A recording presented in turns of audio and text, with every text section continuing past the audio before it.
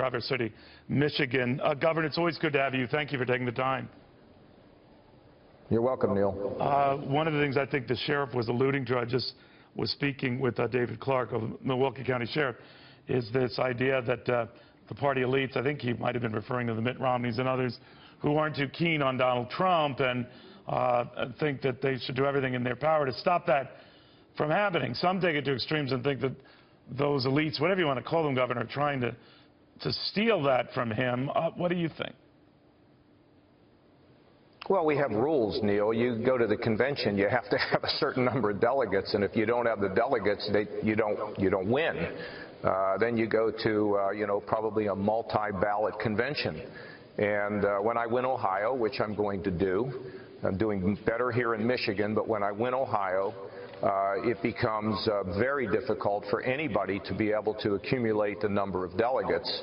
It is not mathematically impossible, but it's unlikely. So, if you're going to have a convention, you have rules. It's not like who has the most, it's that who hits the threshold.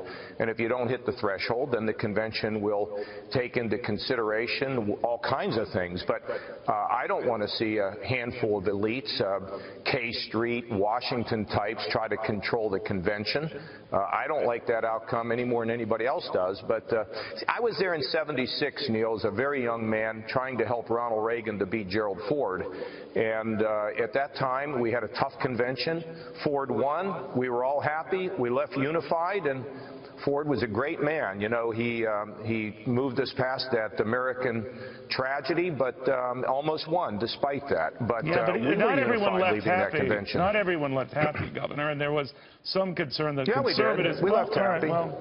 Maybe. I was there, Neil. Okay, yes, you were. I was there. Yeah, well, and I was just watching in my living room, so you're absolutely right. So let me, though, raise this with you that, I think in '76, Gerald Ford had entered the convention in Kansas City, I believe, that without the exact number of delegates he would need, and there was a little give and take, even though Reagan was somewhat a ways from him, that it would get nasty. It ended up not, but there was this feeling that if Ford was so close, the Reagan folks were much further and had no business trying to usurp a sitting president. Now here we go to today where it's almost in reverse. A lot of people say Donald Trump would have a prohibitive lead, even though he might not technically have the 1,237 delegates necessary, and everyone else is piling on him to make him not inevitable. What do you think of that? Well, I'm not piling in anything. I've been working in obscurity, almost total obscurity in this campaign. But I'm the last governor standing. We're here in Traverse City. Had a great rally this morning. I'm headed to the Upper Peninsula. I'm up here talking about things that I care about for this country. I heard the sheriff, or I don't know, I guess he's a sheriff, talking about the concerns that people have. The concerns about keeping their job and wage increases and their adult children being able to get jobs. I mean, these are things that I've done and been able to solve both in Washington and Ohio. So I'm out here, doing everything I can to help our country.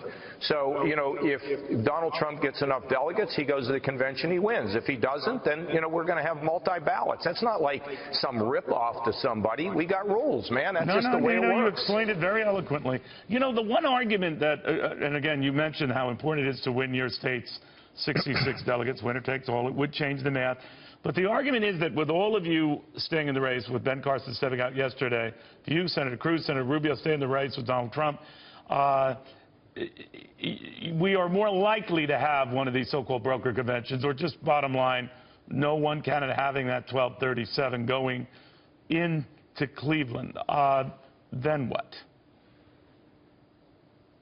Well, then we just have a convention, Neil, and the delegates figure out who would be the best person to run the United States of America and be the leader of the free world. And, these ideas that people ought to drop out. This is not a game. I mean, I'm not in this because I'm playing a game. I'm in this because I think I'm the most qualified, have the best record and the best vision for what we need to do to fix this country. And so I'm deeply passionate about the United States of America, and I'm deeply passionate about the people that I meet. I'm deeply passionate about the people and how they plead with me to do the things that you say you're going to do and hang in there and keep going, and we're doing just great. So this is not a matter of, like, let's do some mathematical calculation. If I didn't think I was the best person to be president, I wouldn't be running.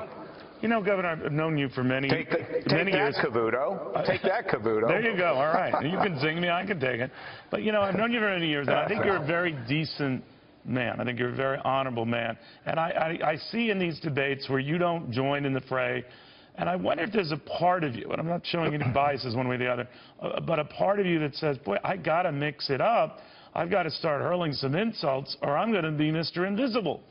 Because that's the way it works. If you don't throw something and get the candidates to talk about you, you're going to just wither on the vine. Well, Neil, I'm not withering on any vine. I'm the last governor standing, and we're down to 4 people. And, you know, I don't want to get into the grading of the last debate, but I'm very happy where I am. And, you know, this is not about... you know, what am I supposed to do? Go out and insult somebody so people will pay more attention to me? Do your thanks. aides ever say that, Governor? I mean, you don't have to give names, but do your aides ever say, Governor, if you don't get offensive here and in your face, you're going to lose this thing?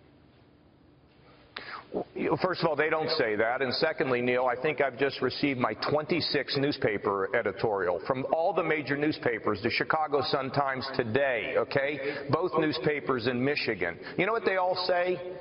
He's the guy that can bring the country together. Now, why would I want to go? I'm not interested, Neil, in getting a lot of attention because I called somebody a name. If that's the route I have to take, forget it. I'm happy with my campaign. I'm proud of what we've done. The people are proud of me. If I started going negative, I don't think my daughters or my wife would even speak to me.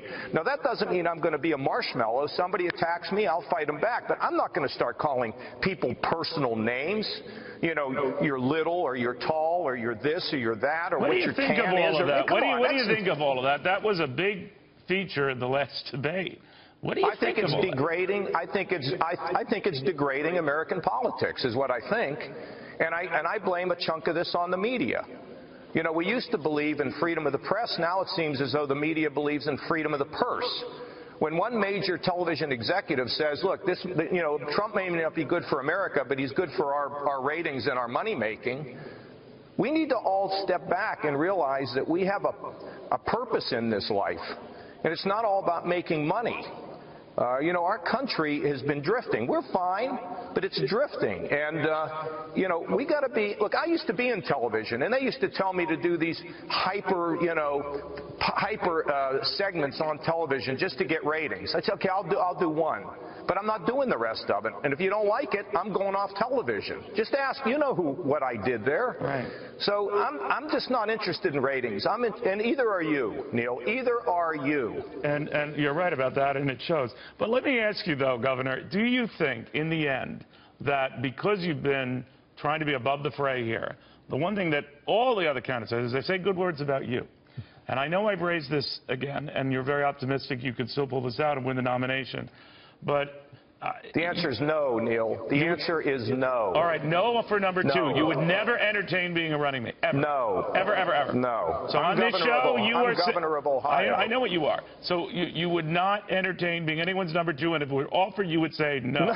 The answer is no. Listen, you've asked me this 10 times. Can this be the last time? No. Let me just spell it for you. N-O. No to what? No to ever answering the question again, or no? Ever, till the ends of the earth, till the ends of time. Okay, all right. When the cows come home. All right. I have to work on exciting ratings juggernaut here on money supply figures that are out right now. But, Governor, in the meantime... That's very exciting, Neil. Well, that's how I roll, Governor. That's how I roll. John Kasich, very good seeing you again. My best. Thank you.